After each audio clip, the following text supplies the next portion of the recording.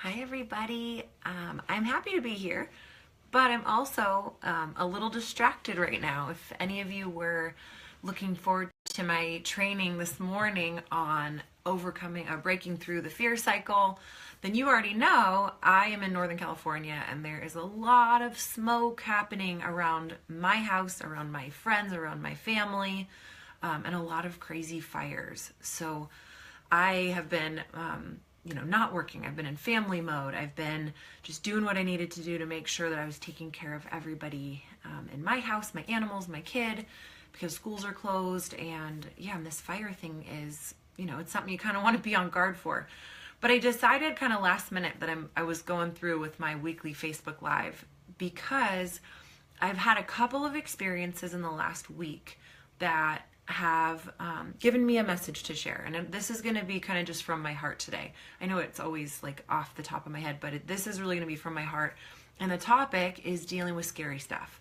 So here we are, I'm like hearing the planes circling. I've been hearing sirens heading north all day through my little town up to the big fires in Santa Rosa.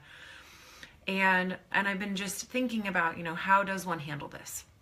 And I did a lot of studying on actually how people maintain their cool when they're diffusing bombs. And so I know a lot about staying cool under pressure. And I had this magical, magical is the best way I can put it, this magical moment on Friday of last week where I ended up cracking a molar and I went into the dentist. And of course I was just like, oh, well, that can't be good. Okay, get myself in. The dentist will check it out. If there's anything they need to do, they'll probably schedule me an appointment in a couple weeks and they'll fix it. That was what I had thought was going to happen. And I arrive at the dentist. I have like a client scheduled an hour later. I was like, I'm just going to run in there and check it out. They're going to tell me what's up. And he goes, okay, well, it looks like we got to do a bunch of stuff to this tooth. And I was like, oh, okay. And he's like, getting out the big shots and getting out the drills. And I was going, okay. And I just was like, all right, this is happening. Now, for anybody who doesn't know about my history with dentists, you're like, yeah, that happens. And then they do the thing and then you go home and your mouth is a little numb and then you're fine. But I have this history of absolute hysterics with dentists. And when I was a kid, they would have to put me under to do any kind of work. I don't know what my deal was, but hysterics all the way through high school, all the way through young adulthood. I couldn't handle it. I would get so afraid, paralyzingly terrified, shaking. I am not okay afraid about needles and about the dentist. And I was able this last week to literally apply this training I've been doing with kids in the Perform Happy community, this mental toughness boot camp. That is the thing I'm so stoked about with what I do, is that I get the opportunity to practice what I preach so often. So there I was sitting there. He starts filling my mouth full of these, giant shots. I'm sure they were like this big, but they felt like, these giant shots. And my initial reaction was to breathe. That was it. It wasn't to think. It wasn't to worry. It was to breathe. And I've noticed that that's become my knee-jerk reaction. The more that I continue down this path of specialization around fear and anxiety with young athletes, the more I'm presented with it, and the more I get to walk the talk, and the more that I'm breathing as my first reaction to stress or fear or feelings or discomfort or anxiety. I breathe out through my mouth. A full deep breath. So that's what I did. Sat in that chair, I breathed out, and in went the shot, and he's like doing the shake a shot. And I noticed I was completely in my body. I was totally present. I was not afraid, and I was not suffering. And that was I want to say miraculous. I mean, you guys are probably like, okay, it's the dentist, it's not that big of a deal. But this to me was this really amazing moment of, I've been also encouraging my athletes to meditate and practice being present with your breath, with whatever experience comes through. If it's fear, you sit with it.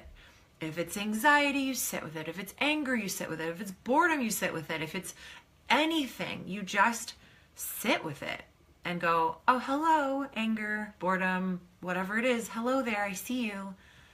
And then off it drifts like clouds in the sky. It just kind of comes and goes. So I've been, working on that with my kids, because I can't make you guys do it and then not do it myself, right?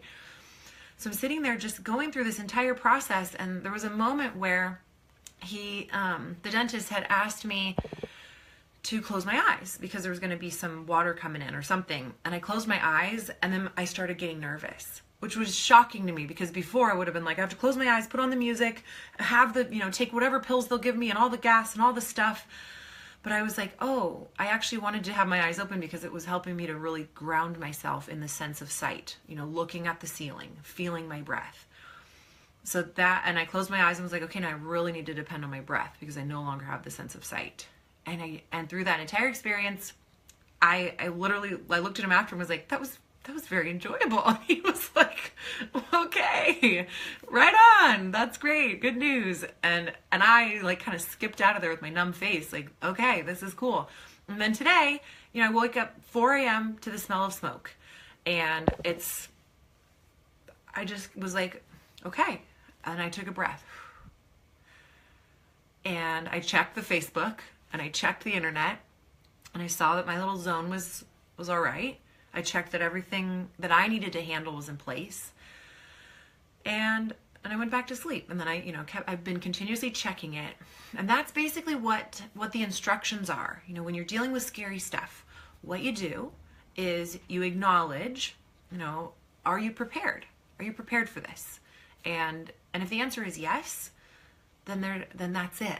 The worry and the anxiety and the suffering are basically additional sensations that don't actually need to be there in order for you to handle it in the best way. And I think that's a really common misconception, that people think they need to be really intense for stuff to be handled right. But, you kind of don't. Because that experience of just kind of surrendering to, all right, this is what's on my plate right now. This dentist is in my mouth right now. Or this fire is burning around me, and homes are, and this is what's happening. This is what's the reality of the situation. So I can either suffer and get tense and run around and think and worry and oh my gosh, what if this, what if that?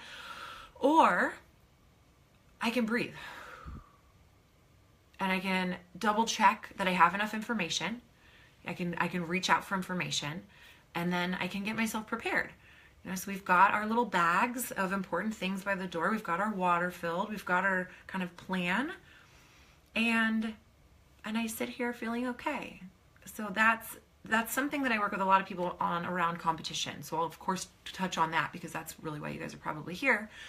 And I work with a lot of figure skaters who are kind of like these high-strung perfectionists, like really, really melt down and get anxious at competition because there's so much perfectionism required in that sport. I would even say more than gymnastics. And what I help these girls do is when they feel that sensation ramping up of that doom and gloom and fear, and that it's so terrifying and I could really do the wrong thing here and there's a lot at stake and what if I let people down? What I have them do is tune into the body. Feel, the first thing is breathe. Then the next thing is checking with yourself, figuring out, getting your brain involved. So what happens when you get really scared is that you go into fight or flight. And when you're in fight or flight mode, your brain, it switches into the direction of like, let's stay alive. And what your brain wants you to do is to be, physically taken care of. It wants you to have enough to breathe. It wants your heart to maintain the same. It wants everything to stay the same.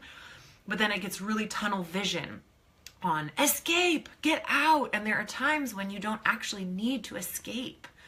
The dentist is safe. The ice rink is safe. The gym is safe. It all is safe. But our brains have these moments that they go, this is not safe. This is not okay. And that breath is the first indicator that everything's okay. And then the second thing is that I'm getting all these emojis. Hello, everybody. And then the second thing is you want to get your brain, the part of your brain that's actually going to be helpful in your situation, you want that to get fired back in. Your logic brain that turns off when you're in fight or flight. And the way to do that, the way I love to have people do that, is have somebody who knows you well ask you what your nervous number is on a scale of 1 to 10. So 1 is you are cool as a cucumber.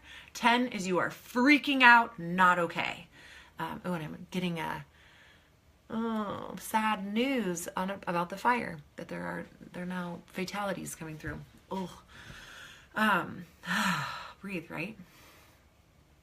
So the second thing is you have somebody ask you, what is your number? And if you are at a 10, you say it. If you're not sure, you stick with it until you can locate a number in your brain. What that does is it requires your logic brain to turn back on, which helps your fight or flight brain to turn down the volume a little bit. So that if I can even go, I'm at an 8. No, actually, maybe it's a 7 or a 6. And that process of finding your number actually serves to drop it. So breathing and checking out your number, being in your body, feeling where you feel it. You know, when that little notification came up on my screen just now, I felt it right here in my chest, right here in my throat. And so my job is to just hang out with it and go, hello, anxiety, I feel you. And the more that I can get used to just letting feelings be and not reacting to them, the more they can kind of like run their course and then go up and out. And I can be done with it. And it can have served its purpose of alerting me to something that needs my attention, but then not putting me in a position where I can't actually help my family or be productive on the ice, or whatever it is.